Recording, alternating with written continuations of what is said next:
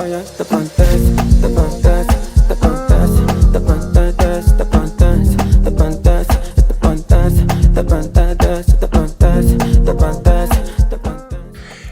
welcome to Tourism News Africa podcast, and today we are going to be having an interview with a man who, with his career, he travels extensively around Africa, and yeah, so I think why not invite him over, get his little feedback, his insights as he's traveling, the cultures he's experienced, diverse countries, and so I thought why not let him see what he does, how he prepares to travel to all these countries. So my guest for today, Niccolò Nahman.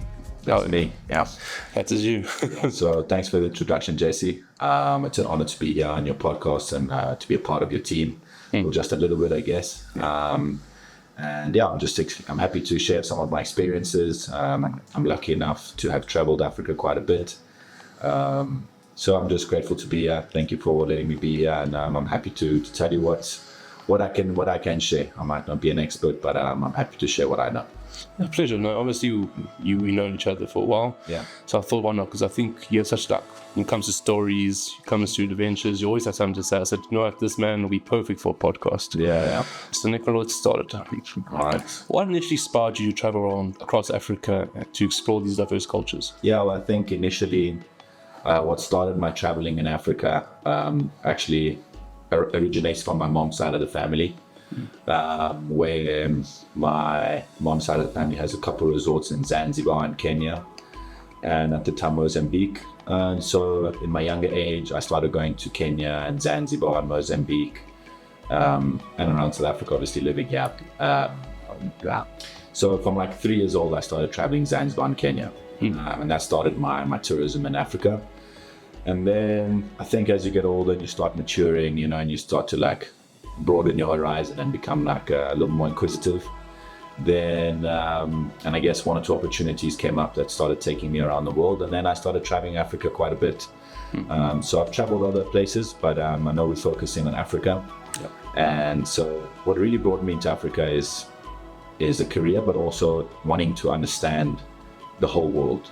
I mean, Africa is a huge place, it's a massive continent, and it plays a major role. So you've got to, in my mind at least, understand what's going on in Africa. And there's so much to see. There's so many different cultures, so many different types of people, languages, foods. So it's just a real interesting place to kind of get around. The environment, the habitat, the nature, everything is just unreal. So I don't know if I'm getting ahead of myself or not, but just to kind of explain what I've been in Africa maybe is SADC, so that's Southern Africa, East Africa, Central Africa, and West Africa, and the Sahel. I haven't done the north of Africa, so unfortunately I won't be able to talk about the north. It's more than enough. But it covers most of it. That's more than enough. It's more than most. Even for me, I'm wanting to travel more Africa. Yeah. I think luckily for you started at a young age to travel, because I think for me, we're the same age, or you're a year older. I'm older than you, yeah, but I'm not by much. But let's calm down, Niccolò. So luckily, what I believe is traveling at a younger age is more easy for you to settle go into new countries. Yeah. It's me, especially for me, like I traveled a bit here and there, but going to a new African country for me was still a shock. Like I went to Mozambique in grade 9. It was still a shock to me then to adapt to and go into like walking like all streets, meeting these people. But it's so different to like South Africa itself. Yeah. So I think luckily for you, it's so much of a shock going to all these different countries. Yeah, I mean, when you immerse yourself in these places, it's definitely it's a different experience. But I think what you're saying is also correct. Being at like a different ages. So I'm 25 now. Yeah. And I think going into Africa at a 25-year-old, especially I think for people who want to travel, whether you're traveling as a couple and you're a little bit older, or if you're a bit younger and you want to start doing things on your own, it's a nice time to travel when you maybe don't have family, kids, responsibilities. So maybe sometimes, I don't know, taking age into consideration when traveling is nice. You maybe got a little more energy, you're a bit more adventurous. Yeah. If you want to jump off a waterfall, you do these things a bit more when you're younger. I'm not saying you don't do that when you get older, but it's nice to travel when you're younger. But I feel you're just a bit more adventurous, you're a bit more curious about things, and you just take a little bit more leaps. Exactly. So I guess for me, being in that age, then traveling around, it's been really interesting. What I've actually found about Africa, and I mean, you can talk about it in a general sense, and then each place is going to be obviously a little bit different. And one of my advices when traveling Africa definitely is just do your research on where you're going before. 100%. You know, like that's key. You'll find some places are, you know, you mentioned like different to South Africa. And like, boys, sometimes people say South Africa is different. Yeah. But some countries in Africa are actually so much more safe than South Africa is. You know, like there's many countries that I walk around at night on the streets, go to the restaurants, walk around at night, stress-free. I don't worry about my phone or nothing. So, I mean, people say Africa, you know, and then like you think danger, but that's not the case, you know, like I walk around in most places free. That's what I'm saying. You've got to do your research and just understand where you're going. And that's the thing about Africa. There are some places that I would not say are meant for tourists. Yes. But there are plenty places and an abundance of places to go as a tourist, you know, that are beautiful. Depends on what you want and what you want to do. I mean, there's rainforest, there's massive rivers if you love hiking or fishing. Outdoors. You know, outdoor activities. I mean, experiencing different foods. Yeah.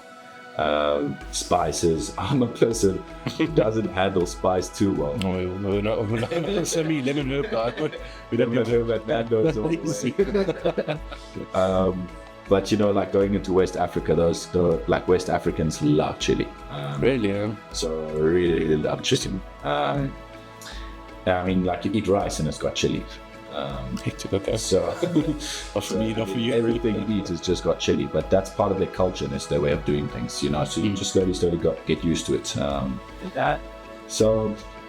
I don't know. I think just being young, being adventurous is always key. Do a bit of research before. I don't know if I'm jumping the gun, but anyway. You're going perfectly. Literally telling what travelers need to know, which is fantastic.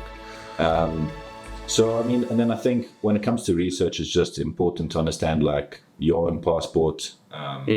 So if you need visas or not, and if you need to get some vaccines. Of course. So some places in Africa, it's really important that you get vaccinated. So still think vaccines. Yeah, like they won't let you in without yellow fever in some countries. Of course. And you need the actual physical book.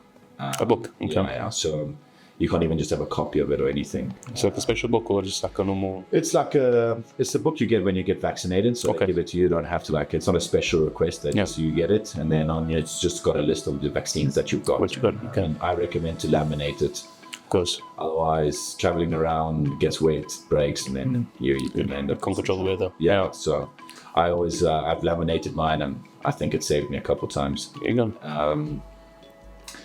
But I mean, that's it. Just understand where you're going. I think to plan before going into Africa is really important because there's a lot of things to see, but sometimes you might just not know where they are if you just arrive. You know? So I would definitely plan a little bit before, understand what you want to do. I'm a person who loves the outdoors. Yeah. So if we're talking about nature, I mean, Angola, for example. Angola. Unbelievable forests. Of course. Like nature there is unbelievable. You got northern Angola, unbelievable. Stars, I'm sure, are quite good. It's amazing. So Angola is beautiful. I mean, if you go to Luanda, that's the capital city there in Luanda. Angola. Yes.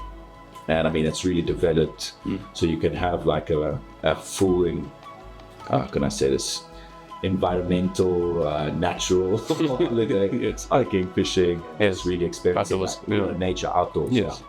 And then, but there's also got like a city where when I arrived there, I was like, wow, this is like developed city, you know, this is developed. So, I mean, it's really, really nice.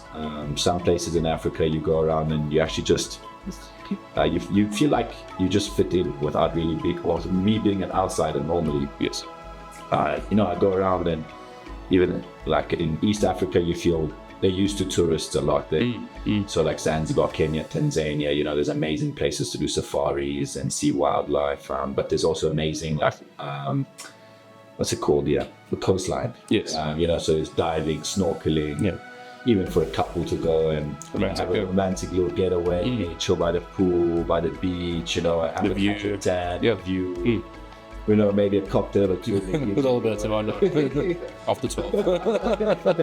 After 12, you know, then, so, I mean, it just depends what you're looking for. But that's why I think East Africa is definitely known to be more of a tourist destination. I think most tourists that travel Africa normally end up going to East Africa. East Africa. If you want to go Central Africa, I'll probably say Angola is a beautiful one.